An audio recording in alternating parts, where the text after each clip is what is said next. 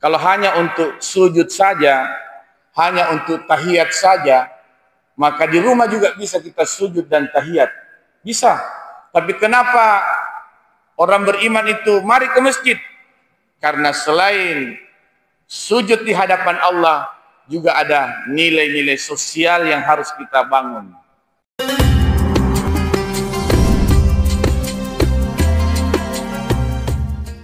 Assalamualaikum warahmatullahi wabarakatuh.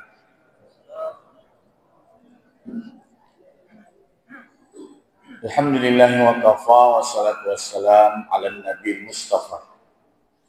Ashhadu an la ilaha illallah wahdahu la syarikalah wa ashhadu anna Muhammadan abduhu wa rasuluhu la nabiyya ba'd. Allahumma salli wa sallim wa barik ala nabiyyina Muhammad wa ala alihi wa ashabihi ajmain. Subhanaka la ilma lana illa ma 'allamtana innaka antal alimul hakim. Subhanallah walhamdulillah wa la ilaha illallah wallahu akbar wa la haula wa la quwata illa billah. Kaum muslimin dan muslimat rahimakumullah, alhamdulillah, bersyukur kepada Allah Subhanahu wa taala. Salah satu yang kita syukuri adalah terkabulnya doa kita yang selalu kita minta dalam salat. Saat kita sujud, bangkit dari sujud, kita berdoa kepada Allah Subhanahu wa taala saat duduk di antara dua sujud. Dan salah satu permohonan kita di situ adalah wa'afini. Kita minta kepada Allah Subhanahu wa taala berikan kesehatan. Tetapi wa'afini ini bukan sehat biasa. Bukan sekedar kuat saja. Bukan hanya bisa berjalan saja. Tetapi yang kita minta adalah sehat walafiat. Sehat walafiat ini bukan sehat biasa. Tetapi sehat walafiat adalah hamba Allah yang diberikan kesehatan dan tetap dalam lindungan Allah Subhanahu wa taala. Itulah sehat walafiat. Sehat tetapi dilindungi oleh Allah Subhanahu wa taala. Dan salah satu lindungannya Allah kepada hambanya adalah saat hamba ini diberikan hidayah oleh Allah Subhanahu wa taala, dan di antara hidayahnya Allah kalau kita masih diberikan petunjuk untuk melaksanakan ibadah salat subuh berjamaah. Jadi ada yang diberikan Allah kesehatan, kekuatan hari ini, tetapi kesehatannya hanya untuk sia-sia. Itu hanya sehat biasa. Bukan itu yang kita minta dalam salat. Yang kita minta sehat walafiat. Kesehatan kita bermanfaat. Nah, jadi ini sangat disyukuri. Karena kesehatan kita istimewa, digunakan ketaatan kepada Allah Subhanahu wa taala. Hidayah ini pula lah yang sebenarnya beberapa ulama memberikan nama lain, istilah cahaya. Al-Quran juga bisa diberikan istilah cahaya dari Allah Subhanahu wa taala. Nabi Muhammad SAW juga adalah diistilahkan cahaya, cahayanya Allah Subhanahu wa taala. Jadi kalau dalam Al-Quran itu membicarakan tentang cahaya sekitar 43 kali kata nur dalam Al-Quran. Tetapi pada kesempatan ini kita akan membicarakan tentang justru kita yang akan memancarkan cahaya itu. Karena Allah Subhanahu wa taala memberikan cahaya kepada hambanya. Dan itu salah satu pertolongan, perlindungan Allah kepada hambanya kalau kita masih diberi cahaya. Jadi kalau dalam surah Al-Baqarah itu disebutkan bahwa Allah Subhanahu wa taala memberikan, melindungi orang-orang beriman, yukhrijunahum minaz zulumati ilan nur. Nah, salah satu lindungan Allah kepada kita adalah saat dikeluarkan dari kegelapan menuju cahaya. Cahaya itu mengalahkan kegelapan. Jadi ini kalau ruangan ini kalau tidak menyala lampu, gelap. Kalau dikasih menyala lampu maka terang. Jadi kalau ada gelap, kemudian ada cahaya, hilang itu gelap. Menang itu cahaya dari kegelapan. Yang penting ruangan ini tidak tertutup, maksudnya cahaya misalnya dari Allah Subhanahu wa taala, karena ada juga hamba itu tidak dapat lagi melihat, pertama karena gelap, yang kedua karena dikunci oleh Allah, tidak dibuka hatinya. Khatamallahu ala qulubihim wa ala sam'ihim wa ala absarihim gishawa. Jadi kata Allah, hati mereka dikunci. Pendengaran mereka, penglihatan mereka dengan rapat. Ya, artinya tidak dapat hidayah. Dan itu justru yang disebutkan Allah, orang yang mendapat azab. Azab yang sangat pedih. Salah satu azab yang pedih itu adalah saat kita tidak merasa nikmat atas pemberian Allah. Jadi misal ada orang diberikan kesehatan tapi masih gelisah dengan dirinya sendiri. Itu bagian dari azab itu. Orang yang diberikan kesehatan lalu nikmat atas kesehatannya, itu adalah bagian dari cahaya dari Allah. Ada orang sehat tapi masih gelisah. Kita ini sehat, mengatakan alhamdulillah saya sehat. Ada rezeki, kita mengatakan alhamdulillah. Maka Allah Subhanahu wa taala kadang juga memberikan cahaya sesuai dengan permohonan kita. Kalau doa yang paling dihafal itu hampir semua orang beriman hafal. Kalau kita baca Rabbana atina fid dunya hasanah wa fil akhirati hasanah wa qina azabannar. Ini kalau doa ini sejak SD atau bahkan TK udah dihafal ini doa. Kalau doa ini sebenarnya berawal dari sahabat Nabi Muhammad sallallahu alaihi wasallam. Jadi ada sahabat itu dalam keadaan sakit dan disebutkan di situ bahwa badannya sudah kecil sekali karena sakitnya. Sakit. Kemudian Nabi SAW menjenguk, mendatangi. Jadi salah satu sunnah itu dalam berjamaah adalah memperhatikan jamaah yang sedang sakit.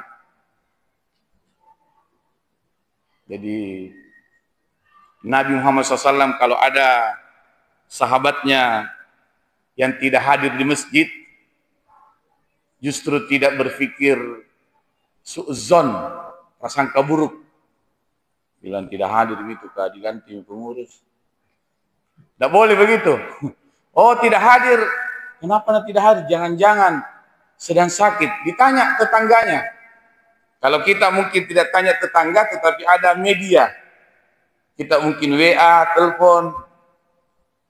Yang biasanya kita sering duduk, kenapa tidak datang? Oh ternyata sahabat itu sedang sakit. Nabi selalu mengunjungi karena salat berjamaah itu harus memiliki nilai-nilai kesalehan sosial. Itulah sehingga orang beriman itu diajak untuk berjamaah. Kalau hanya untuk sujud saja, hanya untuk tahiyat saja, maka di rumah juga bisa kita sujud dan tahiyat. Bisa. Tapi kenapa orang beriman itu mari ke masjid? Karena selain sujud di hadapan Allah, juga ada nilai-nilai sosial yang harus kita bangun. Sampai di situ Nabi melihat sahabatnya ini yang sakit parah. Nabi bertanya, apa yang engkau minta kepada Allah Subhanahu wa ta'ala? Sahabat ini menjawab, wahai Rasulullah, saya berdoa kepada Allah. Saya mengatakan, kata Nabi, apa doamu? Saya mengatakan begini, ya Allah, kalau ada kesalahanku, ada dosaku, azab memang di dunia. Karena saya tidak mau diazab di akhirat. Azab memang di dunia, karena saya takut azabmu di akhirat. Lalu Nabi SAW mengajarkan doa. Itu Rabbana atina fid dunya hasanah itu. Bahwa seakan Nabi mengatakan, jangan minta seperti itu, jangan minta azab, tapi minta fid dunya hasanah wa fil akhirati hasanah. Jadi jangan katakan azab memang di dunia, di akhirat baru selamat. Diajarkan selamat di dunia, mendapat kebaikan dan mendapat kebaikan akhirat. Jadi saat kita memohon kepada Allah Subhanahu wa taala, Rabbana atina fid dunya hasanah, lalu Allah berikan kebaikan kepada kita, maka ini yang harus dipancarkan. Jadi misal saat kita berdoa kepada Allah, karena kalau doa ini dibaca itu Rabbana atina fid dunya hasanah, berbagai yang ada di benaknya. Bisa jadi harta benda, boleh jadi kesehatan, keluarga, apa saja yang menurut kita, tentu masing-masing orang berbeda. Ketika disebut kebaikannya dunia, lalu Allah Subhanahu wa taala berikan kepada kita kebaikan dunia yang kita inginkan itu, maka ketika Allah Subhanahu wa taala titipkan kebaikan itu kepada kita, maka itu harus dipancarkan. Jadi misal kalau berkaitan dengan rezeki, kita ini selalu berdoa kepada Allah, rezeki pada bulan Ramadan ini kita selalu minta, maafkan saya ya Allah. Kita berdoa kepada Allah, kasih sayangnya Allah, banyak kita minta kepada Allah. Dan Allah Subhanahu wa taala memberikan kepada kita. Pemberian Allah kepada kita itu tidak sampai pada diri kita saja, harus dipancarkan. Jadi dalam istilah tema ini adalah memancarkan cahaya pemberiannya Allah. Jadi kalau kita dimaafkan Allah pada bulan Ramadan, karena doa malam Lailatul Qadar itu dianjurkan Nabi adalah doa meminta maaf. Allahumma innaka afu tuhibbul afwa fa'fu anni. Kalau kita niatkan untuk keluarga atau banyak kita baca fu anna, maafkan saya. Dan Allah Subhanahu wa taala maafkan kita. Cahayanya Allah yang diberikan kepada kita dengan memaafkan kita tidak sampai di situ, harus dipancarkan. Kita juga harus menjadi hamba yang pemaaf kepada saudara. Jangan sampai kita sibuk berdoa, ya Allah maafkan saya. Nah, maafkan ki Allah. Begitu datang saudara tak bilang maafkan saya, Nabi bilang pore-pore no, mau dimaafkan nak kau yang sakiti hatiku. Allah menginginkan ketika hambanya dimaafkan, kita juga menjadi hamba yang pemaaf. Karena kita yang minta, ya Allah maafkan saya.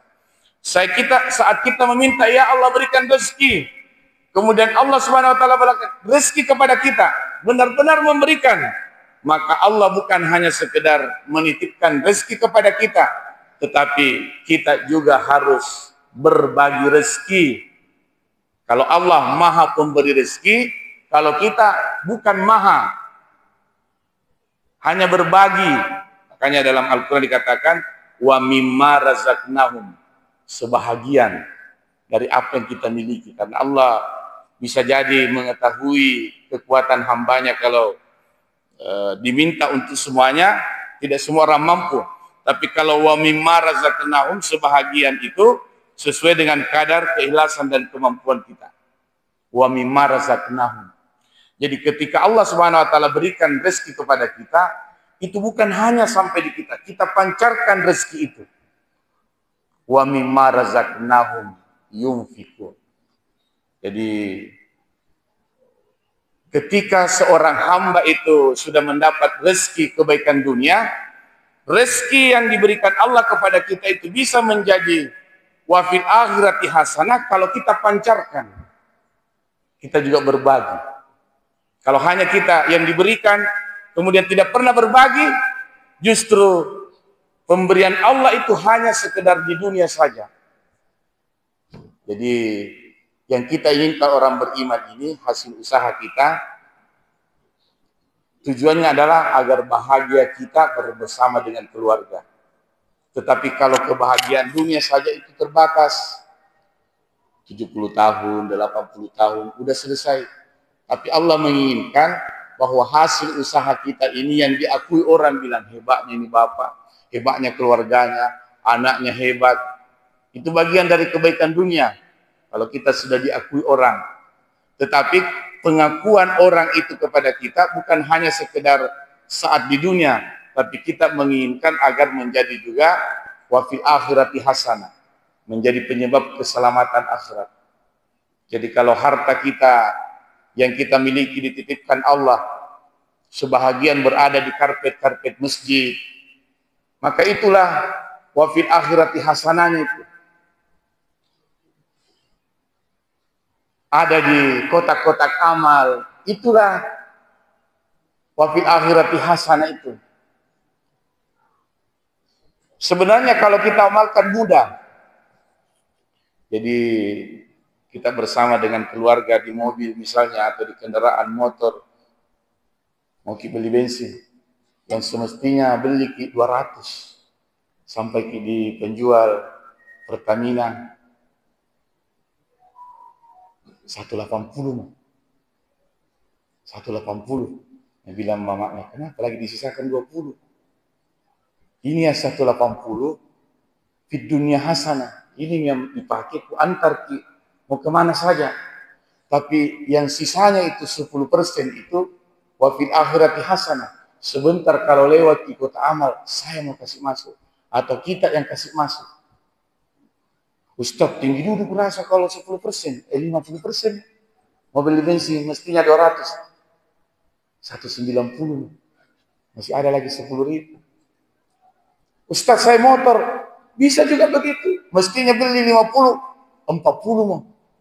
Sisakan 10. 45 mau. Jadi selalu setiap melihat rezeki yang diberikan Allah SWT selalu di pikiran tak ada yang dipancarkan. Adapun jumlahnya itu sesuai kadar kemampuan dan keikhlasan.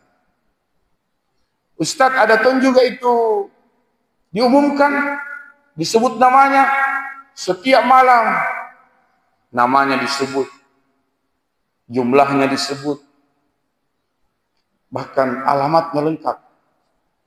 Ada juga Ustadz tanpa nama, hamba Allah. Sampai-sampai ada di antara mereka bilang, ini yang bagus, tanpa nama, hamba Allah.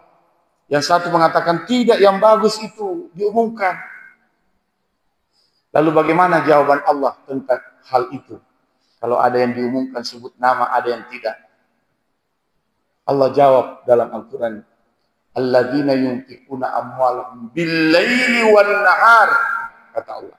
Orang-orang yang berinfak, bersedekah di malam hari, bil-lail, wan-nahar, di siang hari.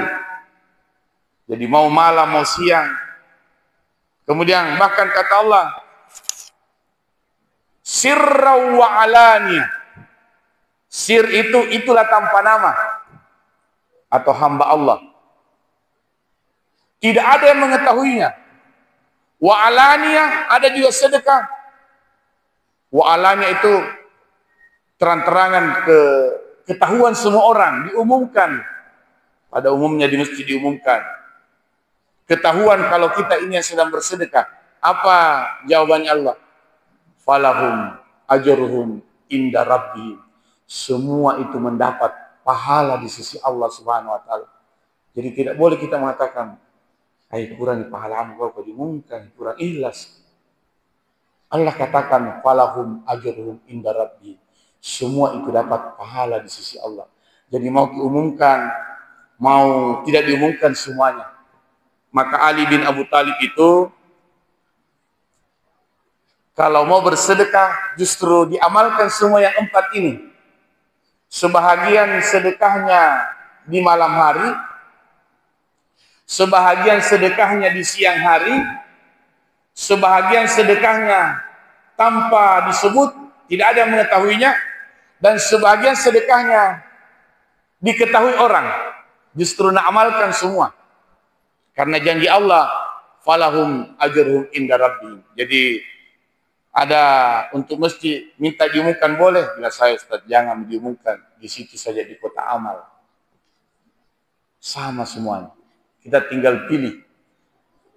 Jadi ini adalah ketika kita berbagi, bersedekah, sebenarnya kita telah memancarkan cahaya ilahi yang diberikan kepada kita berupa rezeki.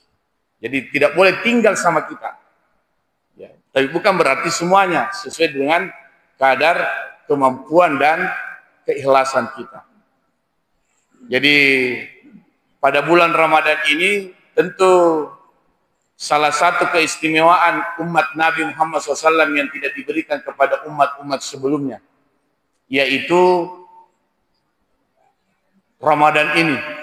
Kalau puasa, umat-umat sebelumnya juga berpuasa. Tapi Ramadan khusus untuk umatnya Nabi Muhammad SAW. Tujuannya apa? Untuk melipat gandakan pahala.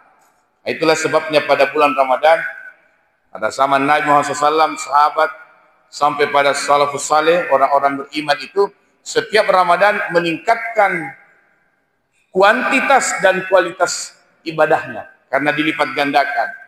Jadi kalau kita berdoa kepada Allah Subhanahu wa taala, jangan pernah berdoa begini. Ya Allah, berikan pahala yang setimpal. Jangan pernah berdoa begitu.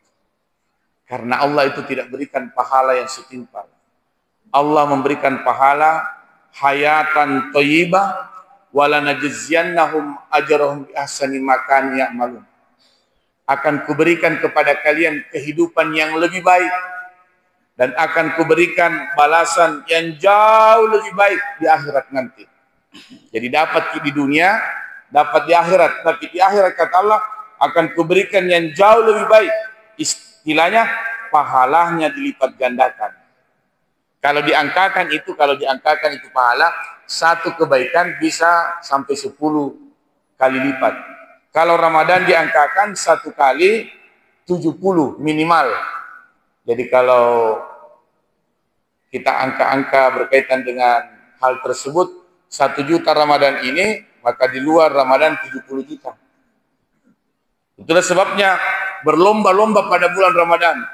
Para pengurus masjid memberikan program-program kepada jamaah untuk membuka luang-luang pahala yang berlipat ganda. Karena kadang jamaah itu juga ibaratnya rekotomatwatar yolo makeda engka fajarung nama kesing jai. Jadi ada benang, ada jarum. Artinya jarum itu yang menjadi petunjuk. Ya, dari mana petunjuk itu? Dari pengurus masjid, ide-idenya panitia mengatakan kita seperti ini, kemudian ditawarkan kepada jamaah. Jamaah ikut.